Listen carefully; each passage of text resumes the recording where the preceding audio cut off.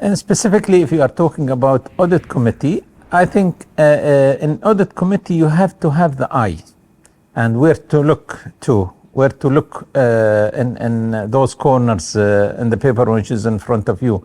And to some extent, I do agree that you have to have sort of a knowledge in that area, not by profession, but probably by being experienced in that, probably that you have worked within as a board member in that committee, audit committee, and for sometimes 2-3 years, then you became in the role of the chair.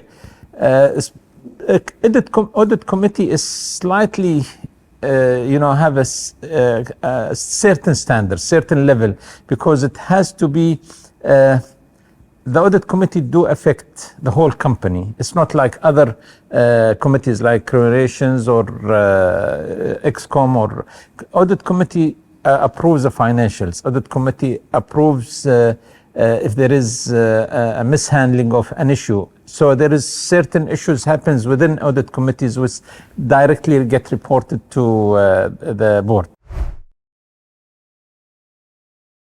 Well, I think if you want the internal audit to be functional in a positive and in the right way and no bias in it, I think it's better to go for the chairman of the audit committee, because once you hand it to the management, the CEO or the HR manager, so you are making the life of the audit department manager a bit uneasy by having a pressure from the management style. Whereas if he reports directly to the audit committee and audit chair, then his life is much easier to report whatever he sees it correct.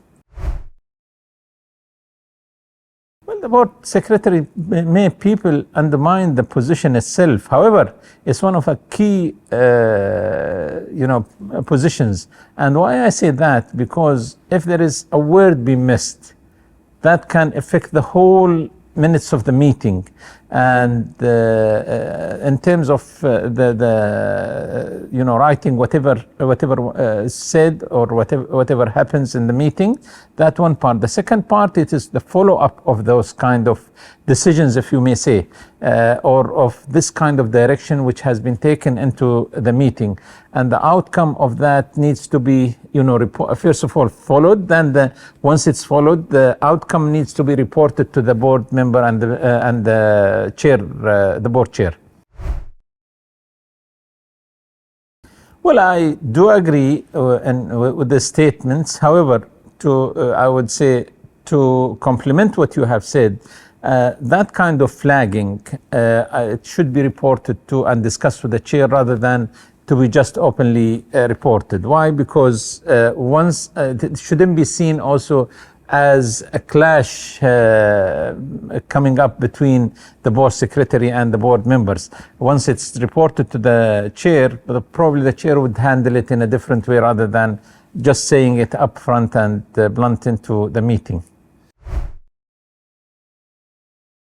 Well, I think specifically this answer, you could get the right answer for this question from the one who got the certification, definitely. But from what I have heard from those people who has got the certification and they moved to a position of board secretary, they are very much into saying that we have learned a lot of things that we didn't have, or we are doing a lot of things through what we have learned.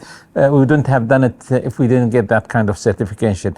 Is it an added value? Absolutely yes, it is an added value. Is it something that I think people should go to? Yes, I definitely will support that, and will, in fact, many boards that I am in, I have suggested them to send their secretary to take this, because I believe into the knowledge that we transfer here.